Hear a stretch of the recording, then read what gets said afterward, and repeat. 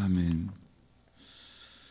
오늘 말씀의 제목은 하나님이 기뻐하시는 것 한 가지입니다.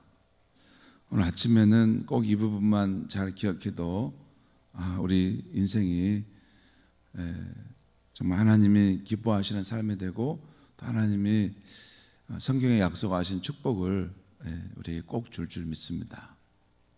하나님 기뻐하시는 것 한 가지가 뭘까 하는 것입니다.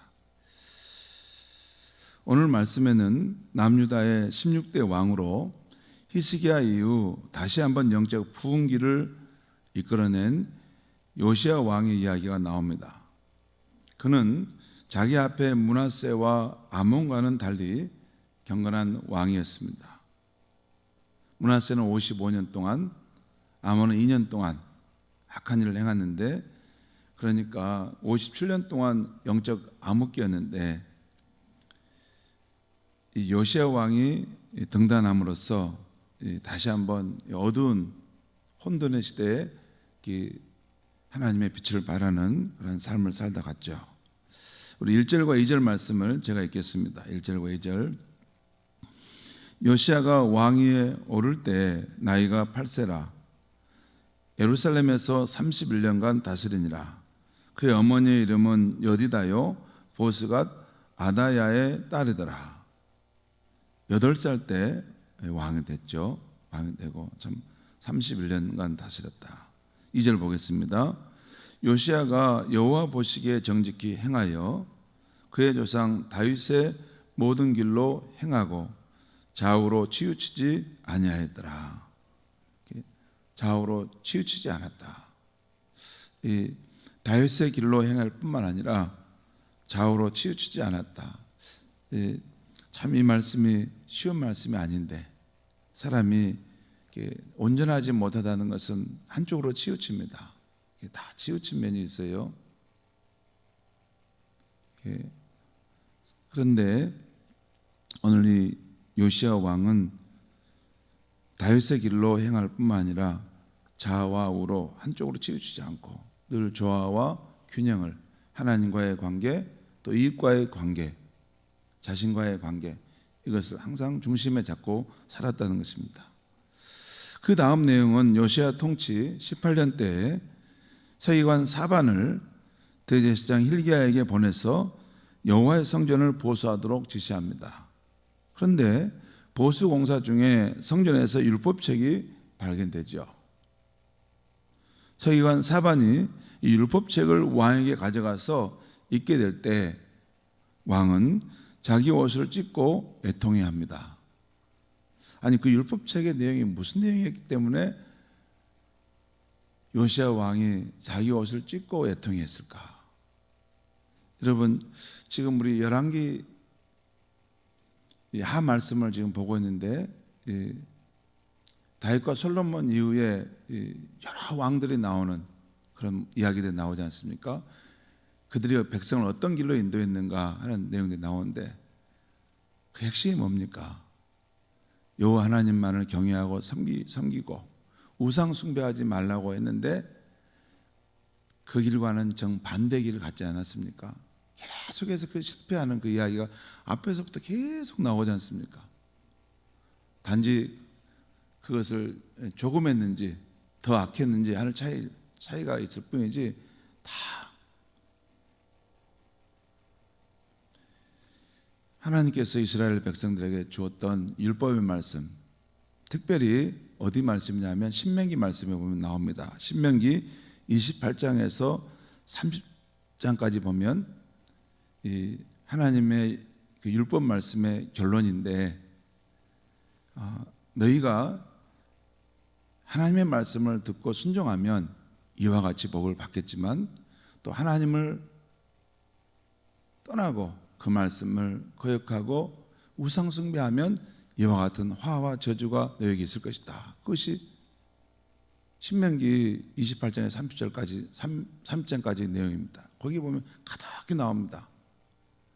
만약에 너희가 하나님의 말씀을 듣고 순종하면 내가 너희를 세상 모든 민족 가운데 가장 높이 세울 것이고 너희가 들어와도 나가도 복을 받고 너희가 자녀가 복을 받고 너희 토지의 소산이 복을 받고 들에서도 복을 받고 어디에 있었든지 복을 받을 것이다. 꼬리가 되지 않고 머리가 할 것이다. 그러나 너희가 나를 부정하고 나와 맺은 언약을 떠나서 우상 숭배하면 이러이러한 재난과 어려움이 있을 것이다. 이 가나안 땅에 살지 못하고 다 뿔뿔이 흩어져서 방랑자의 삶을 살 것이다 하는 이야기가 나옵니다. 그러면서 하나님과 언약을 맺으면서 출발하잖아요. 거기 제가 한 부분 읽어드리겠습니다. 그냥 들어보시면 되겠습니다. 그 중에 신명기 30장 14절 이하에 보면 이런 말씀들 저희 들어보시면 됩니다. 보라, 내가 오늘 생명과 복과 사망과 화를 내 앞에 두었나니 곧 내가 오늘 내게 명령하여 내 하나님 여호와를 사랑하고 그 모든 길로 행하며 그의 명령과 규례와 법도를 듣고 지키라 하는 것이라. 그리하면 너가 생존하며 번성할 것이며 또 내 하나님 여호와께서 내가 가서 차지할 땅에서 내게 복을 주실 것임이니라.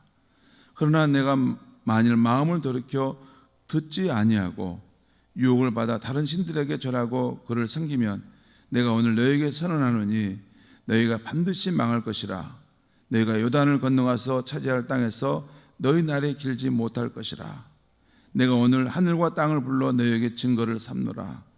내가 사망과 생명과 복과 저주를 내 앞에 두었은즉 너와 내 자손이 살기 위해서 생명을 택하고 내 하나님 여호와를 사랑하고 그 말씀을 청종하며 또 그를 의지하라. 그는 내 생명이시요 내 장수이시니 여호와께서 내 조상 아브라함과 이삭과 야곱에게 주리라고 맹세한 땅에서 내가 거주하리라. 여러분, 이게 하나님께서 이스라엘 백성을 유업하려고 이런 말씀한 게 아닙니다. 너가 나를 떠나면 살 수 없고 죽게 될 것이다. 이 말씀이 하나님이 무슨 우리를 유업하려고 그런 게 아닙니다.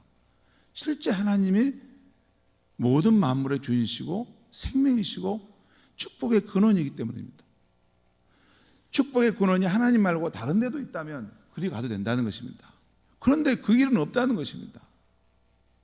인간이 생명을 얻고 복된 존재로 살 수 있는 길은 오직 한 번, 이 우주 만물을 지으시고 우리 인간의 생명과 생사화복 모든 것, 죽을 때까지 모든 삶의 여정을 다 지키시고 주관해 가시는 그 하나님을 떠나서 어디에 다른 길이 있으면 갈 수 있겠지만 그 길은 없다는 것입니다.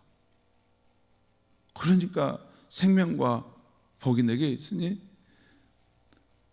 내가 하는 말을 잘 경청하고 그 말씀을 따라 살아가라, 그 말입니다. 우리가 이런 말씀들을 안 믿는 사람들은 이 말씀들을 하나님이 우리를 위협하시는구나, 겁나게 해서 우리가 이렇게 하나님 안 믿으면 안 되게 하는구나. 그것은 한 가지만 아는 것입니다. 하나님 외에 우리 인간에게 생명을 줄 수 있고 영원한 생명을 줄 수 있고 우리 인간에게 참으로 복된 인생의 길을 줄 수 있는 그 존재가 세상에 어디 있습니까? 모든 것이 하나님의 피조물인데, 진짜 하나님이기 때문에 너희가 나의 말을 듣고 내가 주고자 하는 그 축복의 말씀을 따라 살아갈 때 너희가 생명을 얻고 복을 얻을 것이다, 그 말씀입니다. 마치 그 아버지가 자식에게 말하잖아요. 그 아버지가 자식을 사랑하고 자식이 잘 되길 바라서 진정으로 무슨 말을 해주지 않습니까? 야, 이렇게 살아가는 것이 너의 인생이 복되고 잘 될 것이다. 근데 그 자식은 철이 없어가지고 아버지가 나를 옳고 안 빌려고 하는구나, 그렇게 해서 꼭 삐딱하게 나가서 탕자같이 그렇게 살다 다 망하고 어려워지지 않습니까? 근데 사실 이스라엘 백성들이 역사 속에서 그렇게 살았다는 것입니다. 여러분, 사실 그럽니다. 하나님이 아무리 좋아도 하나님 안에서만 살면 그게 좋은지를 몰라요. 근데 하나님을 떠나서 우상 숭배하고 하나님 없는 삶이 얼마나 가난하고 슬프고 절망적인 것을 경험하면 그 하나님 내가 섬겼던 것이 너무나 좋았는데 그 하나님보다 더 좋은 분은 없는데 그때 비교가 되는 거죠.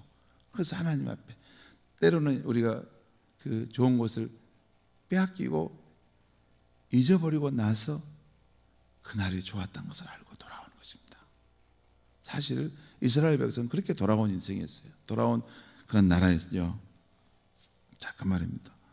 아무튼 이 말을 들을 때 신앙의 사람 요시야는 통곡함에 울었다는 거죠. 우리 앞에 선조들이 이 말씀을 몰랐구나. 그래서 어떻게 그렇게 저주의 삶을 살았을까? 심판받을 길을 갔을까? 그러면서 야, 이것을 내 대에는 끊어야 되겠구나 하면서 통곡하며 울었다는 것입니다. 이후 이제 요시야 왕이 그것을 새로운 종교 계획을 이제 일으키는데요. 오늘 말씀에 이제 거기까지는 가지 않습니다. 이후 요시야 왕은 대제사장 hil기야와 서기관 그 사반 일행을 시켜서 이 율법책의 말씀에 대해서 여호와 하나님께 물어보라고 했어요. 지금 이 율법책의 말씀이 이렇게 했고 우리 선조들이 하나님을 떠나서 죄의 길을 살았는데 이제 우리는 어떻게 될 것인가 한번 하나님께 물어보라라고 말했던 것 같습니다. 그러자 그들이 누구에 가서 선지자에게 찾아갔어요. 여선지자 훌다를 찾아가서 앞으로 여호와의 뜻이 어떻게 되겠는가, 이 나라는 이제 앞으로 어떻게 되겠는가 묻게 됩니다. 이때 여선지자 훌다는 이렇게 말씀합니다. 그것이 15절 17절 말씀에 나와요. 15절 17절까지 제가 다시 읽겠습니다. 훌다가 그들에게 이르되 이스라엘 하나님 여호와의 말씀이 너희를 내게 보낸 사람에게, 이제 이 사람이 요시야 왕이죠. 요시야 왕에게 말하기를 16절 여호와의 말씀이 내가 이곳과 그 주민에게 재앙을 내리되 곧 유다 왕이 읽은 책의 모든 말대로 하리니 이는 이 백성이 나를 버리고 다른 신에게 분향하며 그들의 손의 모든 행위로 나를 경노하게 하였습니다. 그러므로 내가 이곳을 향하여 내린 진노가 꺼지지 아니하리라 하라 하셨느니라. 무슨 말씀이냐면 이스라엘 백성의 죄악이 너무나 관영하고 충만했기 때문에 하나님 편에서도 이 죄에 대해서는 한 번은 정화시키고 가지 않으면 안 된다는 것입니다. 그 내 백성이 고통과 시련을 당하겠지만 한 번은 이 죄의 문제를 반드시 정화시키고 가겠다는 것입니다. 하나님의 자유의지죠. 그럼 누가 피할 수 있겠습니까? 그러면서 여선지자 훌다는 왕에게는 이렇게 전하라고 또 여호와의 말씀을 전합니다. 그러니까 그 여선지자 훌다에게 온 사람들에게 이제 당신들 돌아가면 왕에게 이렇게 전해 주십시오 하면서 하나님의 말씀을 전하죠. 그 19절 20절 말씀입니다. 19절 20절 제가 읽겠습니다. 내가 하나님을 말합니다. 내가 이곳과 그 주민들에게 대하여 빈터가 되고 저주가 되리라 한 말을 내가 듣고 마음이 부드러워졌어. 내가 듣고 마음이 부드러워진 사람 누굽니까? 요시야 왕입니다. 너가 듣고 마음이 부드러워져서 여호와 앞 곧 내 앞에서 겸비하여 옷을 찢고 통곡하였으므로 나도 내 말을 들었노라. 여호와가 말하노라. 여러분 이 말씀에서 주목할 부분이 있어요. 우리가 놓칠 수 있는데 19절에 보면 하나님께서 내가 이렇게 한 말을 누가요? 내가 듣고 통곡했다. 그러니까 하나님의 이 율법책을 통해서 했던 그 말씀을 요시야 왕이 듣고 그 말씀을 받아들였다는 거예요. 여러분 잠깐 저를 보시죠. 지금까지는 열왕기상에 나오는 열왕기서에 나오는 이 많은 수많은 왕이 있었지만 이런 말을 들어도 그냥 소교의 경읽기처럼 다 흘러보냈다는 거예요. 그런데 이 요시야 왕은 그 율법책의 말씀이 낭독될 때 그 말씀을 들을 때 그 말씀을 듣고 부드러워서 하나님 앞에 통곡했다는 거예요. 그러니까 그 말씀이 그의 마음속에 스며 들어갔다는 거예요. 아, 이게 하나님의 말씀 우리가 따라 살아야 되는데 이렇게 살지 못했구나. 그것을 그 자기의 이 부드러운 마음 하나님 앞에 통곡하며 옷을 찢는 것으로 표현했다는 거예요. 그것을 하나님 보셨다는 거예요. 그래서 하나님께도 뭐라고 말씀하셨냐면 하나님께서도 그 20절 19절 끝에 보면 그런 말 있지 않습니까? 나도 내 말을 들었노라. 너가 내 말을 들어서 그렇게 했으니 나도 너의 말을 들었노라, 그 말이에요. 여기에 지금 중요한 의미가 담겨 있습니다. 20절 말씀 보겠습니다. 그러므로 보라, 내가 너로 너의 조상들에게 돌아가서 평안히 묘실로 들어가게 하리니 내가 이곳에 내리는 모든 재앙을 내 눈이 보지 못하리라 하셨느니라 하니, 사자들이, 그 보냄받은 사람들이 다시 요시야 왕에 가서 이 내용을 보고 있다는 것입니다. 성도 여러분, 오늘 말씀을 통해서 얻게 되는 영적 교훈이 무엇입니까? 먼저 성경 말씀은 우리의 실상을 비추어주는 영적 거울과 같다는 것입니다. 오늘 요시야 왕과 유다 백성들이 율법책을 찾아 읽고 나서야 자신들의 실상을 알게 되었습니다. 이처럼 성경 말씀은 우리 앞에 있는 거울처럼 나의 실상을 보여주는 기능을 합니다. 히브리서 4장 12절에 하나님의 말씀은 살아있고 활력이 있어 좌우의 날선 어떤 것보다도 예리하여 혼과 영과 및 골수와 관절과 골수를 찔러 쪼이기까지 하며 또 마음의 생각과 뜻을 판단하느니, 이 말씀은 하나님의 말씀이 우리에게 들어오면 우리의 삶을 다 들춰낸다는 것입니다. 우리의 실상을 이렇게 밝혀낸다는 그런 말씀입니다. 그러므로 경건한 삶을 바라는 성도라면 성경 말씀이 내 존재의 깊숙한 곳까지 비치도록 깊이 묵상하는 태도를 가져야겠습니다. 그러려면 기도할 때도 그렇지만 말씀을 읽을 때도 하나님 앞에서 잠잠히 머물며 묵상하는 태도가 중요합니다. 그냥 건성으로 읽는 것 말고, 여러분 기도할 때도 그러고 말씀 묵상할 때도 그렇지 않습니까? 이게 건성으로 읽을 수가 있습니다. 그렇지 않고 이 말씀 한 구절을 보더라도, 성경 한 장을 읽더라도 그 베레아 사람들이, 베레아 교인들이 이 말씀이 어떤 말씀일고 하면서 깊이 생각해 보며 그것을 탐구하듯이 읽고, 아, 이런 뜻이구나. 그래야지 우리 존재의 깊은 곳까지 비추면서 우리 자신이 어떻게 살아가야 될지를 깨닫게 된다는 것입니다.